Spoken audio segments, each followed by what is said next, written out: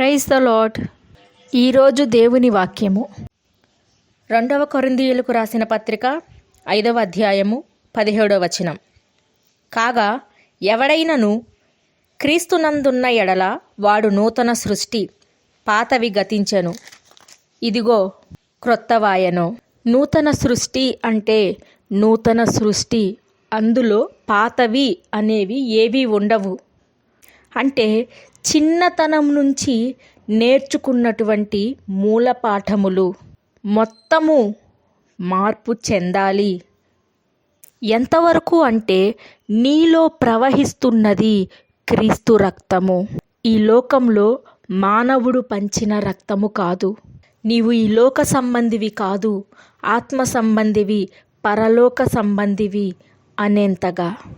చిన్నతనం నుంచి అపవాది, చుట్టూ ఉన్న మనుషులు, సొంత ఆలోచనలు, స్నేహితులు అనేకమైనవి నేర్పి ఉంటారు.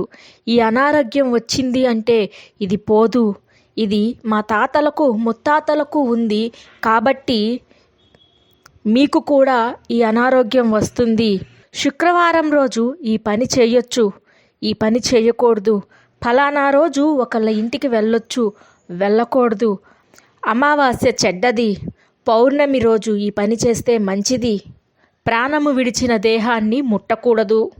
ఇలాంటి ఎన్నో అపోహలు దేవుడైతే చేసిన ప్రతిరోజును చూచి ఇది మంచిది అనే అన్నాడు. మనిషిని కంట్రోల్ చెయ్యటానికి అపవాది మనిషిలో పెట్టిన అపోహలు, ఈ వ్యర్థమైన నమ్మకాలు. మరికొందరి జీవితాల్లో అలా జరుగుతున్నాయి కదా అనంటే అవును జరుగుతాయి. వాళ్ళు అది నమ్మారు, పాతది నమ్మారు. దేవుని వాక్కు ఏది నమ్ముతావో అదే నీ జీవితంలో జరుగుతుంది.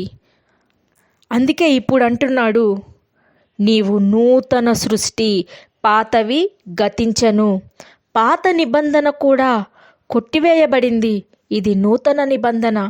మీరెక్కడికైనా వెళ్ళినప్పుడు ఏదైనా ఒక దరఖాస్తు పెట్టుకునేటప్పుడు వాళ్ళు మిమ్మల్ని కరెంటు బిల్లో, గ్యాస్ బిల్లో, బ్యాంక్ స్టేట్మెంటో ప్రొవైడ్ చేయమని అడుగుతారు.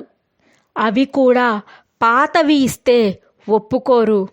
కొత్తవే, ఆ నెల, ఆ ముందు నెలలకు సంబంధించినవి మాత్రమే వాళ్ళు అంగీకరిస్తారు. పాతవి గతించెను. పాతవి పాతవే, అవి ప్రస్తుతము కాదు.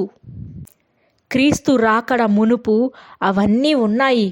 అయితే ఎప్పుడైతే క్రీస్తు వచ్చి వాటన్నింటికీ పరిహారము చెల్లించి ఆయన తిరిగి లెగిచాడో అప్పుడే అవన్నీ కొట్టివేయబడ్డాయి. ఇప్పుడు జీవించటం క్రీస్తులోనే, క్రీస్తే. ఇలా ఆలోచించి ఇలా నిలబడి చూడు, నీ జీవితంలో జరిగేవి అన్నీ దేవుని చిత్త ప్రకారమే ఉంటాయి. నీకు నువ్వు నమ్మాలి. ఇప్పుడు ఈ శరీరంలో నివసిస్తున్నది క్రీస్తు. ఆయనకు ఈ లోకంలో ఉన్నప్పుడు ఏ లోటు లేదు, ఏ అనారోగ్యము లేదు, ఏ ఇబ్బంది లేదు. కాబట్టి నాకు ఉండదు. ఎప్పుడైతే నిన్ను నీవు క్రీస్తు వలె చూడటము, క్రీస్తు వలె ఆలోచించటము, క్రీస్తు వలె మాట్లాడటము మొదలు పెడతావో ఈ లోక సంబంధమైనవి ఏది కూడా నిన్ను కదల్చలేదు, నిన్ను ఇబ్బంది పెట్టలేదు. ప్రార్థన.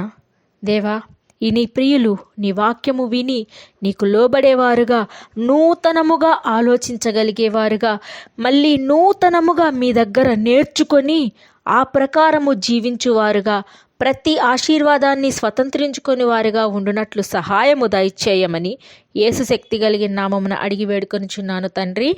ఆమెన్.